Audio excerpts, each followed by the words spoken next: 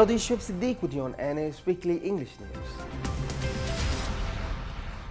While atrocities on Rohingya continue across the Naf River, the border guard Bangladesh has reinforced its troops from elsewhere in the country and pushed back thousands of Rohingya fleeing the persecution in the Arakan state of Myanmar.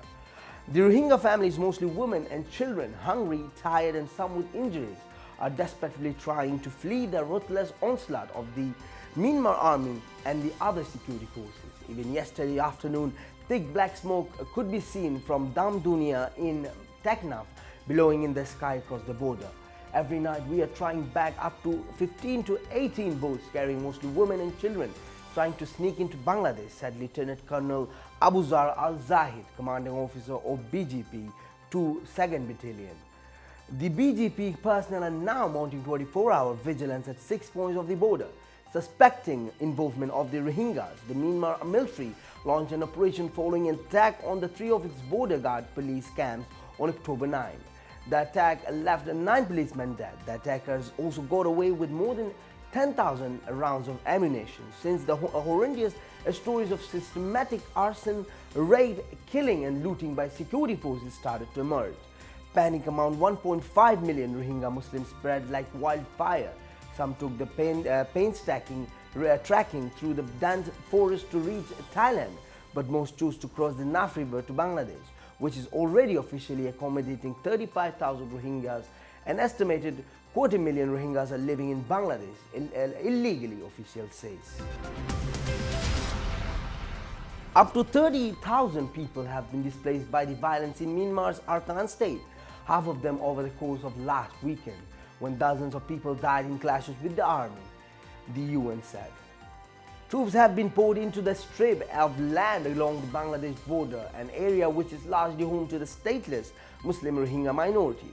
The army this week said troops have killed nearly 70 people as they hunted the attackers, although activists say the numbers could be much higher. Violence escalated over the weekend, with the state media reporting troops have killed more than 30 people in 2 days of fighting, after coordinated ambush forced the army to bring the helicopter gunships. The UN's Office for the Coordination of Humanitarian Affairs said 15,000 people were believed to fled their homes over the space of 48 hours. Up to 30,000 people are estimated to be displaced and thousands more affected by October 9 armed attacks and subsequent security operations across the north of Arakan state, said a spokesman for the UN OCHA. This includes as many as 15,000 people who, according to unverified information, may have been displaced after clashes between armed actors and the military on November 12 to 13.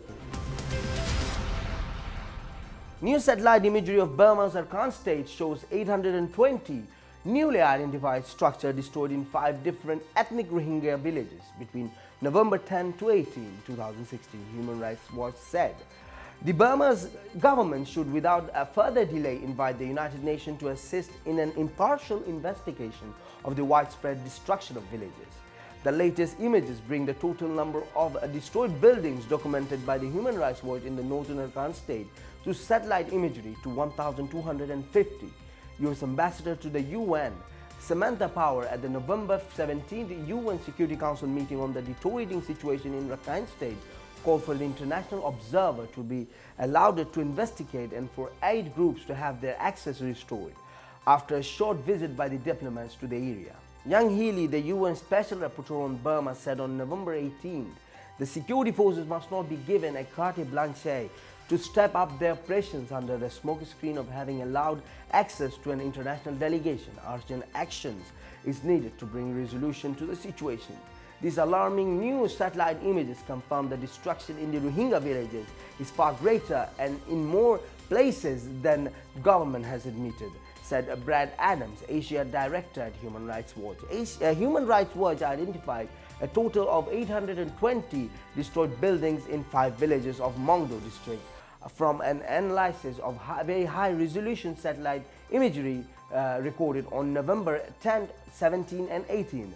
This damage is in addition to 430 destroyed buildings Human Rights Watch identified from the satellite imagery on November 13. Hundreds of students from Dhaka University, DU, demonstrated on the campus on Monday to protest the persistent oppression and the mass killings of Rohingya minority in Myanmar. Around 300 to 400 DU students gathered at the Raju Memorial Momentum around 11 a.m. with placards and photos and urged the United Nations and other global human rights bodies to force the Myanmar government to stop the mass killing and violence against the Rohingya people. The protester also demanded Myanmar leader Aung San Suu Kyi be stripped of her Nobel Peace Prize since she failed to stop the violence against the Rohingya of Arakan state. The students also threatened to march towards Myanmar embassy in Dhaka if the state-sponsored killing continues. Religious Affairs Director Head Mehmet Gormez meets Arakan Rohingya Union Wakaruddin in Ankara. Turkey's top religious figures have called for a focus on the Rohingya Muslims in Myanmar, saying their plight must not be overshadowed by the suffering of Muslims in the other parts of the world, such as Syria. Professor Dr. Mehmet Gormez, head of the Religious Affairs Director, made the remark during the meeting with the head of the Arakan Rohingya Union, Dr. Wakaruddin, in Ankara on Tuesday. Behind the smoke in the Syrian city of Aleppo near us, the suffering of Rohingya in Myanmar is not seen. As fire rage across the capital of many Islamic countries, Muslims only see the smoke of that fire in Syria, Gormez said. But they are neglecting Rohingya, Myanmar and Arakan, where there are bigger suffering because of negligence. The state of Myanmar and Burma is increasing its pressure on Muslims, he said.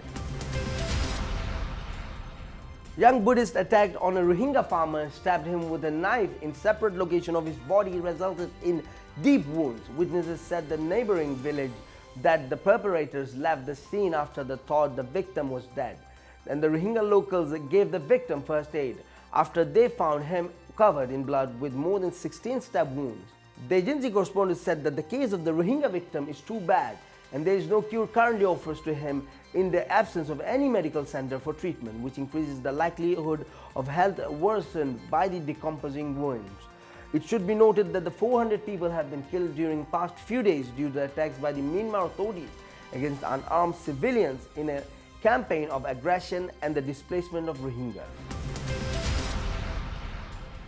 On behalf of the Burmese Rohingya organization UK, Brook, its president Mr. Tumkin expressed his gratitude to Bangladeshi community around the world. Those are standing with Rohingya people to pressure government of Bangladesh to open the border and to allow international humanitarian aid to Rohingya, to pressure Myanmar government to stop its mass atrocities against Rohingya in Myanmar.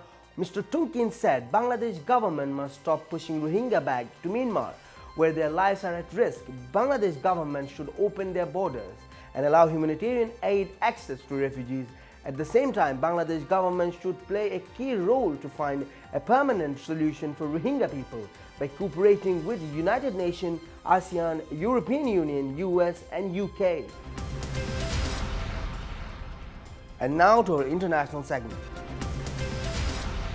An explosion killed 2 people and wounded more than a dozen outside the governor's office in the southern Turkish city of Adana on Thursday, weeks after the United States warned extremist groups were planning attacks. Video footage shows a vehicle ablaze in the car park outside the building and a thick black smoke rising into the sky in the city. 40 kilometers from the Turkish Mediterranean coast, windows were blown out and parts of the facade of the building, roughly 6 floors high, were torn off.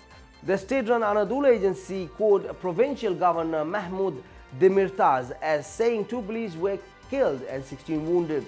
Anadolu said the blast, which occurred shortly after 8 a.m., came from a vehicle in front of the building.